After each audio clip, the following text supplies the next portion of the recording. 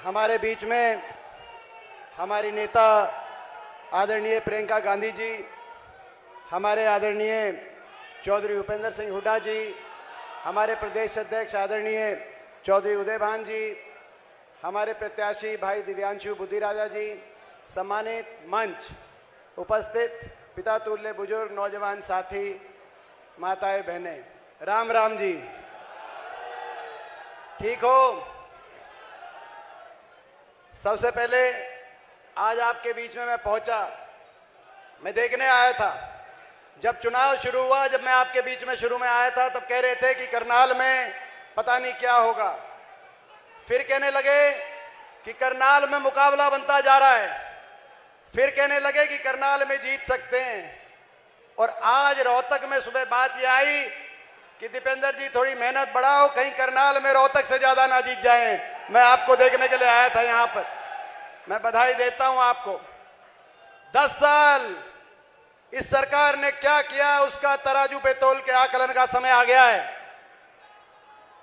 10 साल ये double engine की सरकार, ऊपर नीचे, और हरियाणा में बीजेपी जेजेपी का डबल इंजन रह गए, डब्बे छूटते चले गए। ऐसी सरकार ने क्या किया। आज हरियाणा प्रदेश 10 साल के बाद देश में बेरोजगारी में सबसे ज्यादा, पढ़े लिखों को रोजगार नहीं, सबसे आगे बेरोजगारी में, महंगाई में, नशा बढ़ गया, अपराध बढ़ गया, विकास हुआ नहीं, विकास की पटरी से हरियाणा उतर गया। और हर वर्ग का ऐसा अपमान, हरियाणा की पहचान पे चोट कर दी सरकार ने। हमारी पहचान थी जय जवान, जय किसान, जय पहलवान, जय संविधान, ये हमारी हरियाणा प्रदेश की पहचान हुआ करती थी। मगर इस सरकार ने, भारतीय जनता पार्टी ने हमारी उस पहचान पे भी चोट करने से पार्टी पीछे नहीं हटी। जय जवान नहीं रहने दिया, अग्निपथ योजना ले आए। कांग्रेस की सरकार आएगी, ये अग्निपथ योजना कच्ची भर्ती जाएगी और फौज में पक्की भर्ती दोबारा से लौट कर आएगी। हम ये कहना चाहते हैं। जय किसान हुआ करता था, 750 किसानों को अपनी जान की कुर्बानी देनी पड़ी। एक ऐसी सरकार साबित हुई, देश के इतिहास में काले अक्षरों में लिखा जाएगा कि ऐसी भी सरकार थी। और मैं धन्यवाद करना चाहता हूं आज विशेष तौर पे प्रियंका जी का धन्यवाद मैं करना चाहता हूं। जब किसान आंदोलन हुआ देश में, तो पूरे किसान आंदोलन में अगर किसान के साथ कोई खड़ा हुआ, लखीमपुर खेड़ी, आज हम वो दिन याद कर रहे हैं।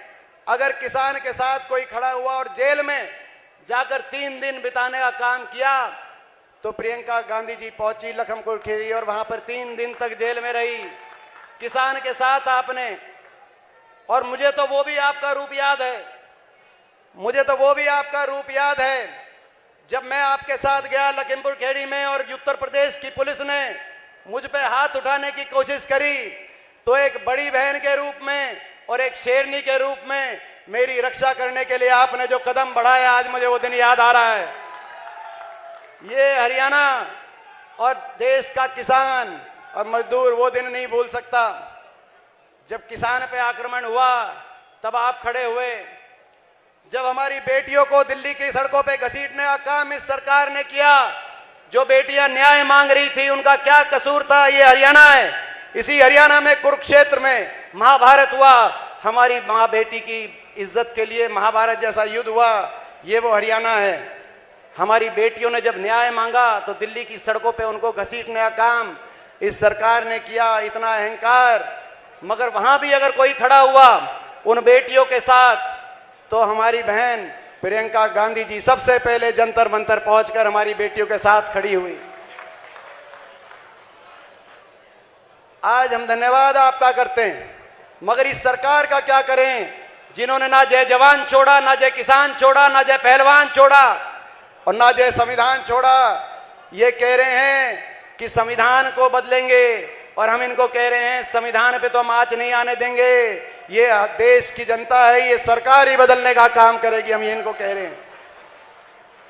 आज ये लड़ाई हरियाणा को विकास और तरक्की के रास्ते पे लेके जाने की लड़ाई है। ये देश के संविधान को बचाने की लड़ाई, और ये लड़ाई करनाल को आगे लेके जाने की लड़ाई है। पानीपत ने और इस हरियाणा की धरती ने देश की राजनीति को हमेशा दिशा दी है। इंद्रप्रस्थ पे, दिल्ली पे किसका राज होता है, इसका फैसला हरियाणा में होता है। चाहे वो कुरुक्षेत्र में महाभारत की बात हो या पानीपत के 3 युद्ध की बात हो, जहां पे आज हम यहां पे मौजूद हैं। और मैं समझता हूं कि 24 में भी किसकी सरकार आएगी, उसका फैसला भी हरियाणा से होके जाएगा।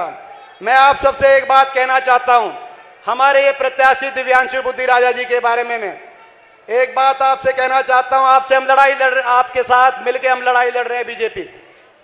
बीजेपी के पास बहुत कुछ है। दिल्ली में इनकी सरकार है, चंडीगढ़ में इनकी सरकार है, सत्ता बल इनके पास है, मीडिया बल इनके पास है। आप देखते हो कि मीडिया भी इन्हीं से ज्यादा प्रभावित है। पैसा भी इनके पास बहुत है, धनबल भी बहुत है। इतना लूटा ये देश को, लूटने में कोई कसर नहीं छोड़ी। कोई ऐसी कंपनी नहीं छोड़ी जिससे चंदा ना लिया हो। इतना चंदा ले लिया, ऐसे ऐसे दफ्तर बनवा दिए। कोरोना का टीका लगवाने वाली कंपनी से भी चंदा ले लिया कि नहीं ले लिया? किस किस ने कोरोना का टीका लगवाया था? एक बार हाथ खड़ा करके बताना, कोरोना का टीका किस किस ने लगवाया था? सबने लगवाया था। मैंने भी लगवा लिया था। शुरू में मैं नहीं लगवा रहा था, लेकिन जब घर में ज्यादा दबाव बन गया तो मैंने कहा लगवाओ। अगर कोरोना के टीका में कमी नहीं थी तो बीजेपी ने 450 करोड़ का चंदा लिया क्यों? और अगर टीके में कमी थी तो आपको और हमको टीका लगवाया क्यों? ये तो ऐसी पार्टी है, इन्होंने तो किसी को नहीं छोड़ा। इनके पास सत्ता बल है, इनके पास मीडिया बल है, इनके पास धन बल है। हमारे इस कैंडिडेट के पास कुछ नहीं है, केवल आपका आशीर्वाद है। उसको देने में कसर मत छोड़ना। आज मैं आपसे यही कहने के लिए आया हूं। आपका बहुत बहुत धन्यवाद। बहुत बहुत धन्यवाद माननीय सांसद जी।